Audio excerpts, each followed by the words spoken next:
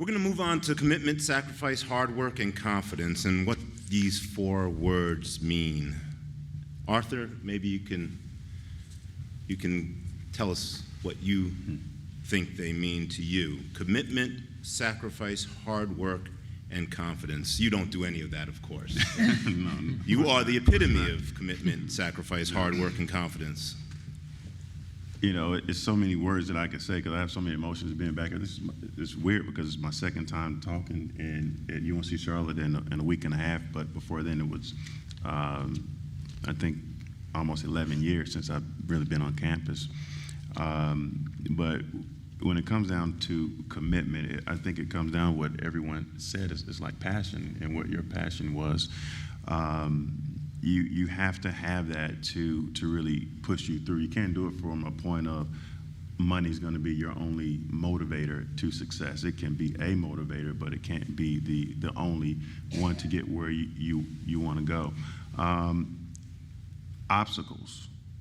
You know, whenever I speak, I always talk about obstacles. And whenever I look at obstacles and through my career, it always seemed like it was an opportunity. You know, just from, you know, meeting, you know, Scott on the plane, I had an obstacle where I had a funding need that I needed to take the film industry or the film company's component to another level. There was an obstacle here at UNC Charlotte. I was having problems with I think the calculus at the time, and my best friend was helping me and tutoring me, and during that time we ended up developing a business, another business here at UNC Charlotte. So I just always look at obstacles, because it's not really obstacles. It always depends on, like, what do you do and how you react to it. And I guess I said about problems that people have, you know, everybody have them, but it's really how you look at taking these problems or these different situations to where it takes you to another level. In the wealth management business, they said one of the obstacles for me starting this company here at UNC Charlotte, I was at your competitor at Merrill Lynch interning, and they said, well, we're not 100% sure if you're going to fit here because we have enough minorities here in this location. You'll probably do much better in D.C. Then the other thing was, they said I was, you know, very young, so it's going to be very difficult for people to just give you $1 million or $2 million, and you got to be a cold call cowboy. And I didn't have an extensive network of people that had money. And so then I started looking at all these obstacles and things that they said, and I started putting together a marketing plan and a business plan in my dorm room. And I was like, okay, so I am young, so I don't know a lot of people with money, so let me help them create money. So all of my clients, when I first started, was a lot of the people here at UNC Charlotte, where I was putting together these budgets and these financial plans, and they actually became doctors, attorneys, and business owners, and ran all these things. And the ball players here that I used to play ball with, they end up going to the NBA, and very similar to you, end up, you know, becoming really good friends with them.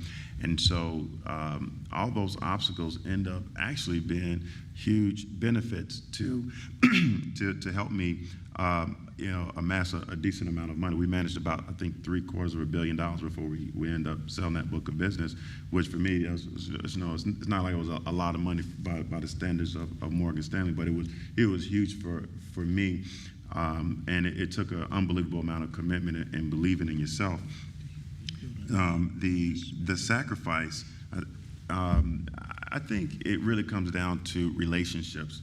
All your relationships are not always good relationships, and it was tough. It was some not necessarily just friends, but it could be even your family members that sometimes you have to get out of, not necessarily your life, but out of the way for you to get ahead. Ray Kennedy, who's the CEO of American Product Distributors, he always says, if you got 9 broke friends, you're bound to be the 10th one.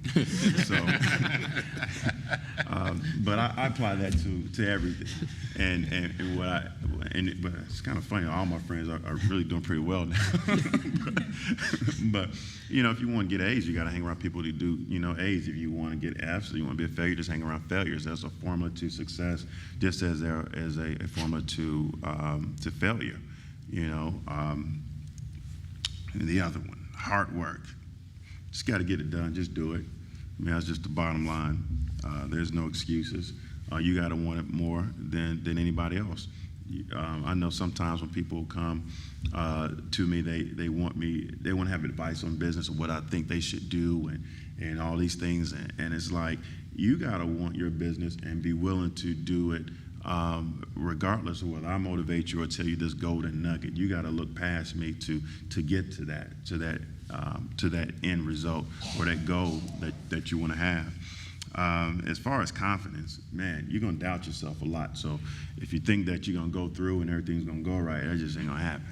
I mean, I worked, I think my first year harder than I ever worked in the business. And I probably made about $6,000, Next year, I think it went to, about maybe 20,000. I think the next year that kind of doubled, went to about 60, 70, then went to $500,000, then, so on and so on. But it's persistence and confidence. You're going to doubt yourself. It's going to be days you don't think that you can do it. Even now, it's still stuff that I'm trying to do. I own the rights to the creator of Final Destination. You guys ever watch scary movies? Mm-hmm. Yeah, so good. You got a good group of people coming in. Good. Hey, everyone. See, they came in just when I was talking. So, but the confidence, you got to have it. And so hopefully I didn't talk too long on that. But No, it's all perfect. 4 components are essential to success.